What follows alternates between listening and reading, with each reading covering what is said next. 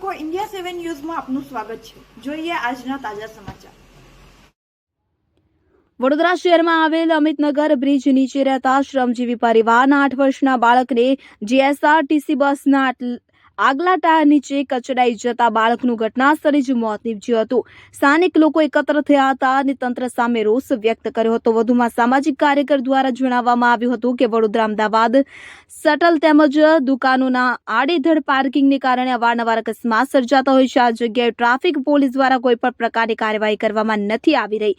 વડોદરા શહેરમાં રોડ પર જીએસઆરટીસી બસના ડ્રાઈવર બેફામ રીતે હંકારતા હોય છે, ત્યારે આ શ્રમજીવી પરિવારના સભ્યો ન્યાય અને વળતર મળે તે માટે તંત્રને અપીલ કરી હતી। સાથે જ ટ્રાફિક અવેરનેસ કરવાથી સમસ્યા દૂર નથી, પરંતુ ઉચ્ચ અધિકારીઓએ જાત તપાસ કર્યા બાદ તમામ દબાણ તેમજ અનેક ગાડીઓ ડિટેઇન કરવાની જરૂરી છે। દુકાનોના સંચાલકો પાસે પાર્કિંગની વ્યવસ્થા ન હોય ત્યારે સેલ મારી પરમિશન ન આપવી જોઈએ તેવી માંગ કરવામાં આવી હતી।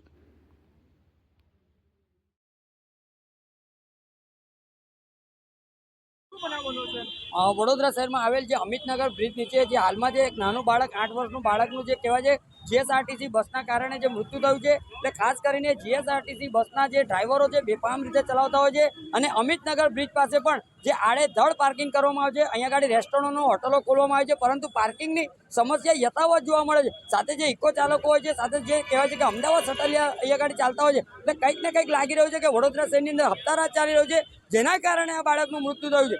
જ્યારે વડોદરા શહેરની અંદર ટ્રાફિક અવેરનેસ માટે લાખો રૂપિયા ખર્ચ કરવામાં આવતા હોય છે, સાથે જે કહેવાય છે નેતાઓ લીલી ઝંડી આપીને જે કહેવાય છે કે તે ટ્રાફિક અવેરનેસનો કાર્યક્રમ કરી રહ્યા છે, પરંતુ સાચી ટ્રાફિક અવેરનેસ માટે જે કહેવાય છે કે જે આડેધડ લોકો પાર્કિંગ કરતા હોય, જાતે જે કહેવાય છે કે જે દુકાનના સંચાલકો હોય તેઓની પાસે પાર્કિંગની વ્યવસ્થા ના હોય, આવા તમામ લોકોની સામે કાયદાકીય કાર્યવાહી કરવામાં આવે ત્યારે જ કહેવાય કે ટ્રાફિક અવેરનેસ સાચી દિશામાં તમે કાર્યક્રમ કર્યો છે। પરંતુ લાગી રહ્યો છે કે કંઈક ને કંઈક જ્યારે ઘોડા છૂટી જાય છે ત્યારબાદ તબેલાને તાળા મારવા જતા હોય તેવા ઘટ સર્જાતા હોય, ત્યારે આ બાળકને જીએસઆરટીસી બસના સંચાલકના જે પણ જવાબદાર અધિકારીઓ, સાથે જે ટ્રાફિક શાખાના અધિકારીઓ અને કોર્પોરેશન વિભાગના અધિકારી, આ તમામ લોકોએ સાથે મળીને બાળકને સાચી રીતે સાચા દિશામાં ન્યાય અપાવવો જોઈએ અને સારું વળતર મળે તેવી એક આશા અપેક્ષા રાખીએ છીએ।